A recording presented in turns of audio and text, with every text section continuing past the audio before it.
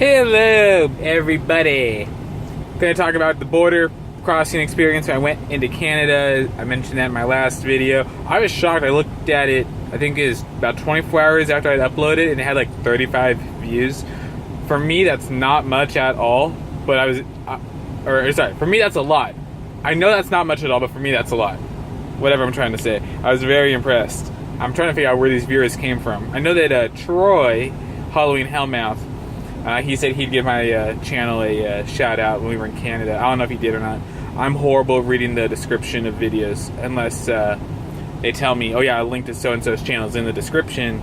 I don't read the descriptions. But anyway, so I landed at Calgary a little bit early en route to Winnipeg for the wedding.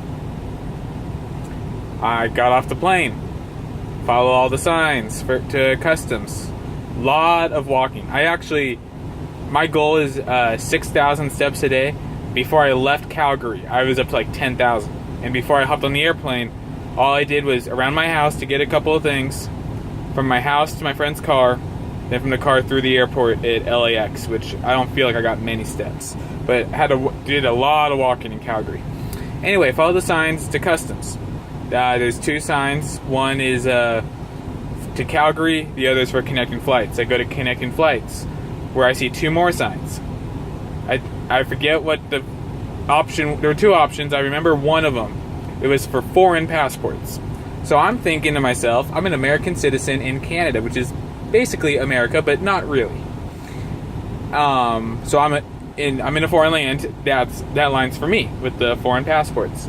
That was my first encounter with a border security person. When they asked me what passport I held, I told them American. They told me I belonged in the other line. So that was the first time I encountered them. I don't know what was going on there. So I go pat through that line, which there wasn't really a line, more like I just walked through their stanchion setup. I get to the little machine. They take a picture of my passport, take a picture of my face, ask me questions. They scan over the document I filled out on the airplane saying I wasn't bringing anything in and whatnot. Anything that, they had to tax. All that was good. I go and submit my paperwork to this lady. The person in front of her did something that pissed her off. I don't know what, but she was not happy. She gets to me, looks me up and down, like, and then asks me what I'm doing. In Canada, it's like, going to my friend's wedding. That's the truth. The truth shall set you free, right? False. In Canada, the truth will get you sent to their interrogation room. So she asked me how I knew my friend, and I was just honest with her all the way through. Like, yeah, I met him from his YouTube videos, and then was in the right place at the right time, met him in real life a couple of times, and he hit it off. It's 2017. It's 2015 when we met the first time. It's how things go now. Yeah. So she writes like a gajillion things on a little printout thing. She wrote like 3 or 4 different things on it. And I'm like, yeah, I've never seen that happen before. Like, I've gone to Thailand, England, and Mexico. Never had a problem going to any of those countries. Going to the Great White North, it's like, yeah, okay, maybe it's a Canadian thing, but I might be here a while. But I had a feeling right away that this was not a good situation. I tried to smile and just be nice, be polite. She sends me into a line to talk to someone else, where everyone else was. And he looks at my paperwork, same thing. And it's kind of like, just where are you from? What are you doing? How do you know your friend? And I guess Canadians don't meet people online, I'm guessing, that much. Or at least, if so, it's a foreign concept to their border, based on my experience. He sends me through the baggage claim area for the domestic flight people. And he told me, do not stop, do not talk to anyone, proceed to this certain desk. I started going through that room. I didn't see what desk he was talking about, so I went back and asked just a volunteer person in a vest. I don't think that was a problem. He gave me more specific directions. I then talked to my third Canadian Border Patrol person. He looks at my paperwork right away and looks at me and has like this confused look on his face. But then he sends me down a hallway and I see a sign for the hallway. It was something like, I forget what it said, but it's basically for a secondary screening. So they sent me into this room. I go through these double doors. They close behind me. I couldn't help but notice when they closed, there's no handles on the other side. It's almost like jail-esque like. I proceed to the desk where there were 2 more Canadian border agents working. Presented my passport paperwork, and he took it from me and told me to go have a seat. At this point, I'm thinking, F this. Because I didn't, at that point, I had maybe about 50 minutes till my flight started boarding, maybe, if that. So I go around and take a seat, kind of out on my own. And then within minutes, there's about 3 Middle Eastern families in there with like racks and racks of their luggage. I mean, those racks that you see at airports, I don't even know what you call them. The luggage carrier mover things, the carts almost. And then there's a couple of other,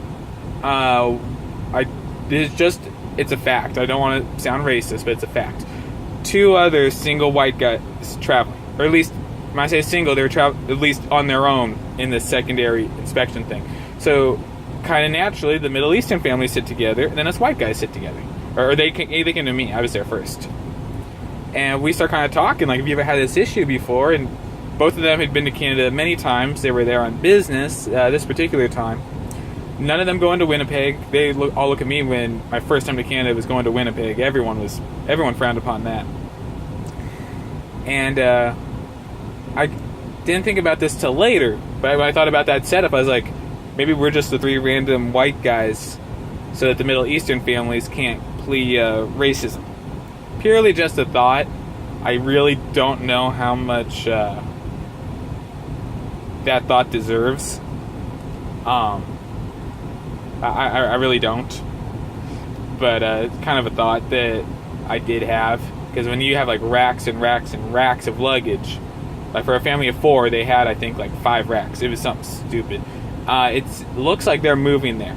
You got me, my carry-on suitcase, and my computer case.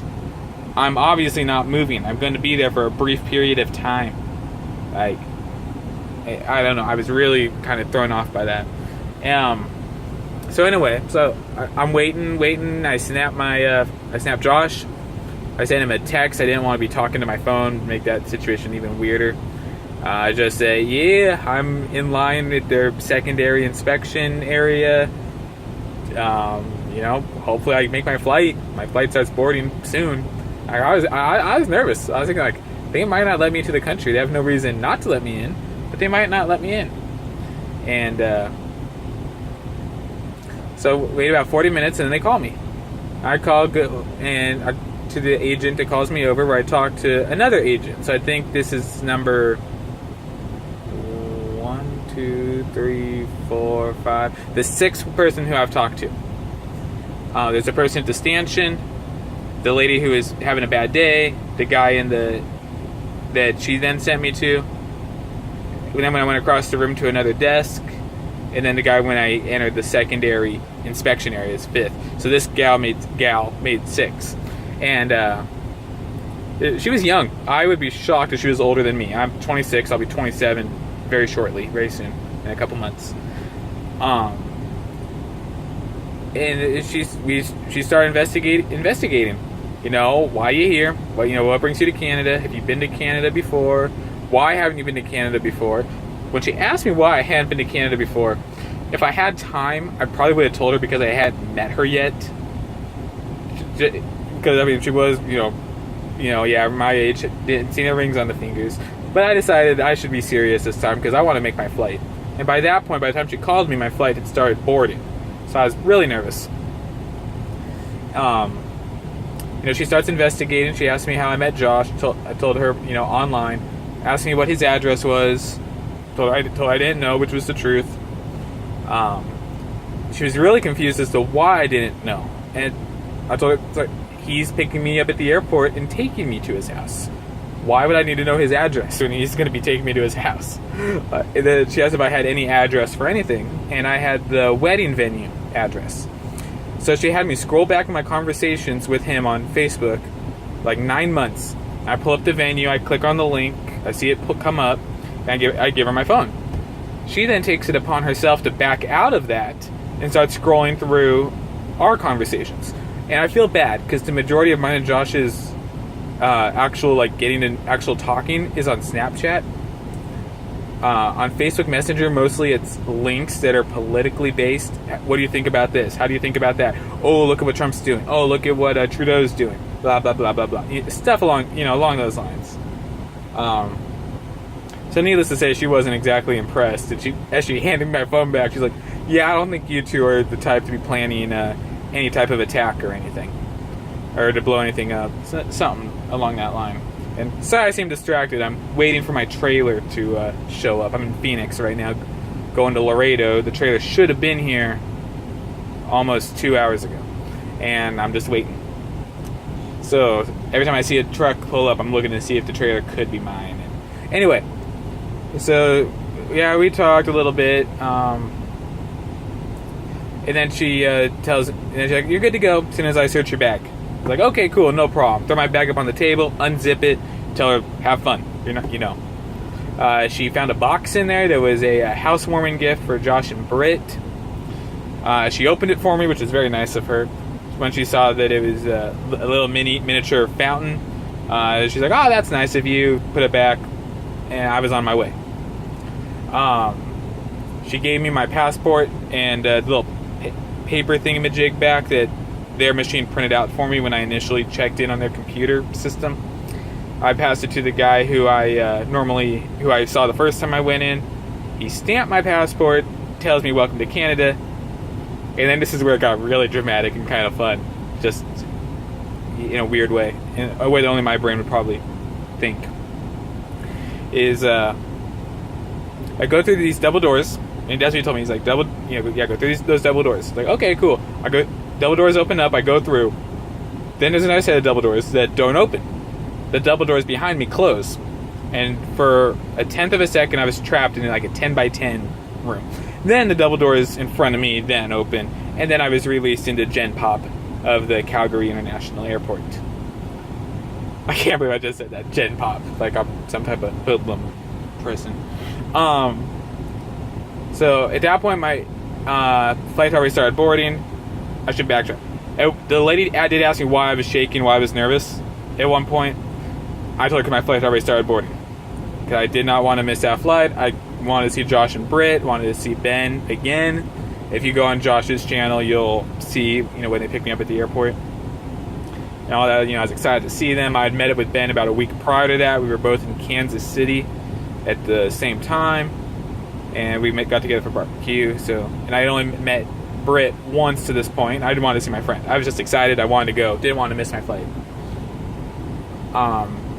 So basically walking through the airport, I see the thing for my gate. I start walking.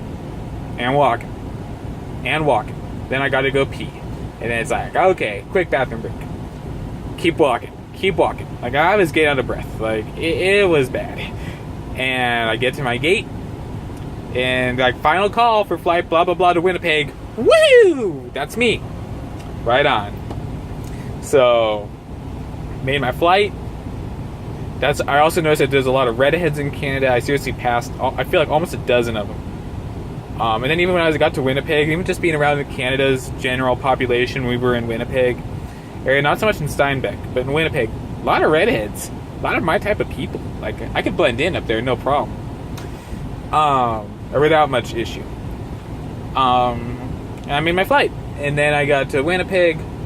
The Winnipeg's airport's really small. From when I got off my seat to when I was at baggage claim was maybe 7 to 8 minutes.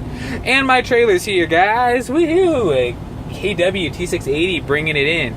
So I'm going to pause this video. There will be part 2 of it later. But that's the customs part. Or maybe there won't. Actually, no. Actually, I was just going to do the customs. Yeah, so when I got to Winnipeg, everything was fine. So that's the whole video. Hope you guys enjoyed. If you guys got questions, if I skipped over it, anything, you want more details about something, let me know. But as a legal visitor, legal and safe visitor into Canada, it's definitely a challenge getting there. Occupied my entire 2.5 hours in Calgary. I had no time for myself. Anyway, I'm gonna go stalk my trailer, go hook up to it and get going, and I'll talk to you guys later. Bye.